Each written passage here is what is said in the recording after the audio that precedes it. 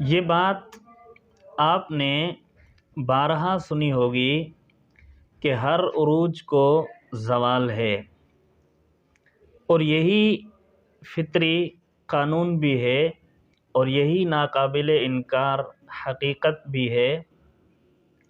لیکن سمجھدار قوم کی نشانی یہ ہے کہ وہ زوال کو ہمیشہ کے لیے قبول نہیں کر لیتی، وہ ہمیشہ کے لیے زوال پر قناعت نہیں کرتی، بلکہ وہ زوال کے اسباب کی جستجو اور کھوج لگاتی ہے، اس کے بعد ان کا ازالہ کرتی ہے اور دوبارہ اپنا کھویا ہوا وقار بحال کرنے کی پوری کوشش کرتی ہے۔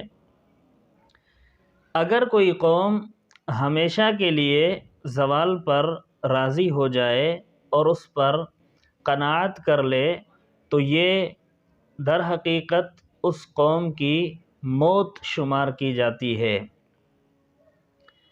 ہم یہاں پر مسلم امت اور مسلمان قوم کے حوالے سے بات کر لیتے ہیں۔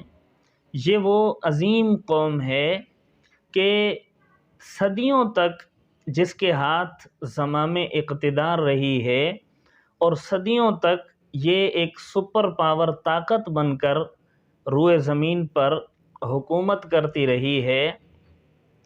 لیکن پھر ایک وقت آتا ہے کہ یہی مسلم امہ، مسلمان قوم زوال کا شکار ہو جاتی ہے، اور اتنا کمزور ہو جاتی ہے کہ مختلف طریقوں اور مختلف ہتھ کنڈوں کے ذریعے دوسرے لوگ اس کو پریشان کرنے لگ جاتے ہیں۔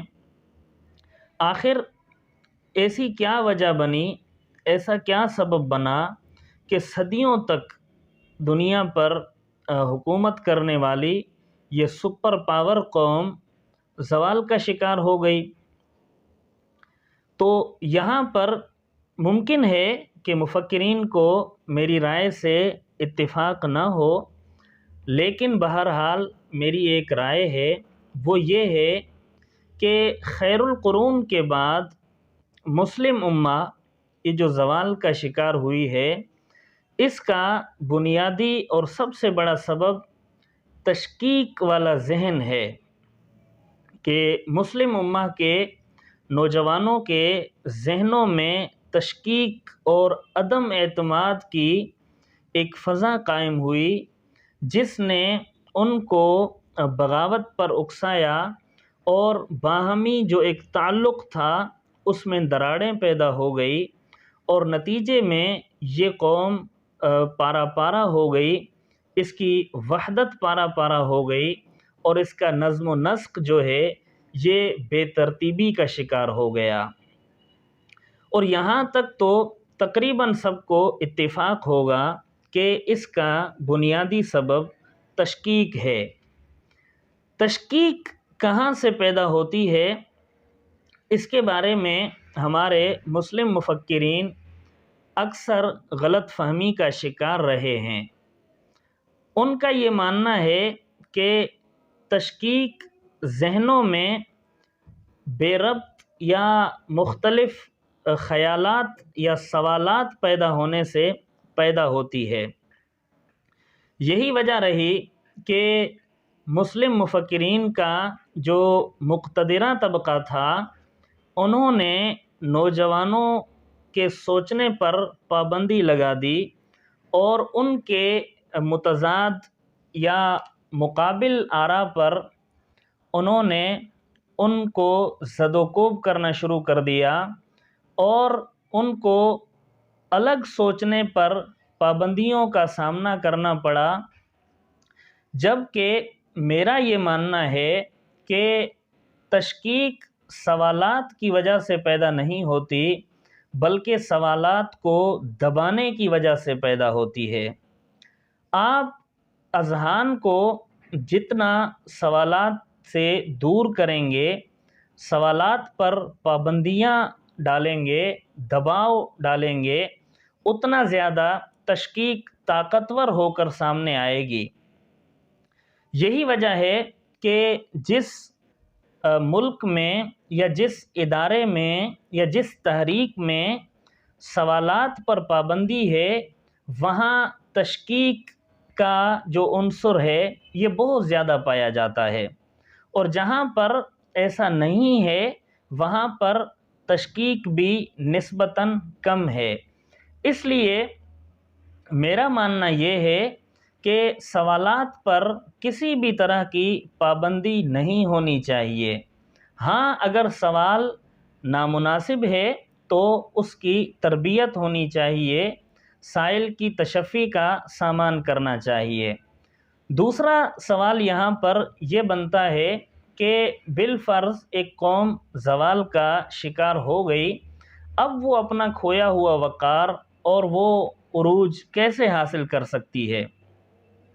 تو اس کے لیے بنیادی بات یہ ہے کہ ظاہر سی بات ہے، کسی متبادل قوم نے، مقابل قوم نے اس کو شکست دی ہوگی اور اس کے عروج پر اور اس کے اسباب پر اس نے قبضہ کر لیا ہوگا۔ اب اگر یہی مفتوح قوم یا زوال پذیر قوم ترقی کرنا چاہتی ہے اور وہی عروج دوبارہ پانا چاہتی ہے تو اسے مقابل قوم کو یا مقابل ملک کو شکست دینا ہوگی، اور اس کے لیے اس کو اسی رفتار میں جد و جہد اور کوشش کرنا ہوگی جس رفتار میں مقابل قوم کوشش کر رہی ہے۔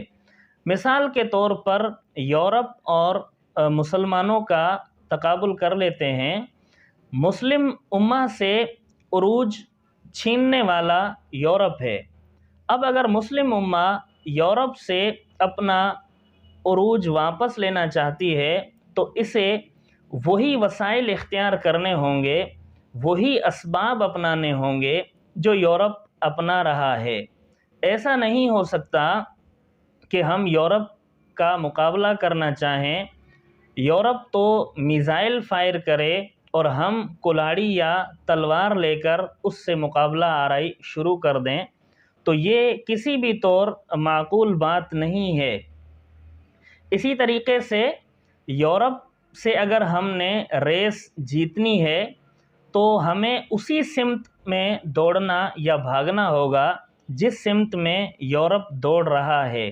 یہ نہیں ہو سکتا کہ یورپ تو مغرب کی طرف دوڑ رہا ہو اور ہم اس سے مشرق کی طرف دوڑ میں مقابلہ کریں اور پھر یہ سوچتے بھی رہیں کہ ہم کامیاب ہو جائیں گے۔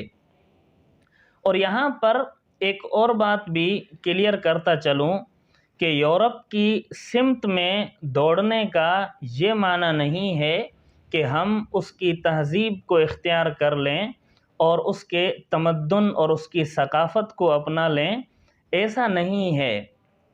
ہم نے دوڑنا اسی سمت ہے، لیکن اپنا لباس، اپنا بدن اور اپنی روح کو بھی تار تار نہیں ہونے دینا، اس کو بھی زخمی ہونے نہیں دینا ہے۔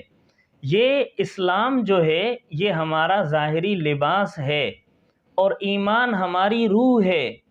اگر ریس جیت گئے اور ہمارا لباس تار تار ہو گیا تو یہ کامیابی نہیں بلکہ سراسر رسوائی ہے۔ اسی طریقے سے اگر ہم ریس تو جیت گئے لیکن وہاں پہنچتے ہی ہماری روح ہم سے جدا ہو گئی تو یہ بھی ریس جیتنا ہمارے لیے سود مند نہیں ہوگا۔ تو یورپ سے ہمیں جیتنا بھی ہے، اس کی سمت میں دوڑ بھی لگانی ہے، لیکن اپنے اسلامی لباس اور ایمانی روح کی پوری حفاظت کرنی ہے۔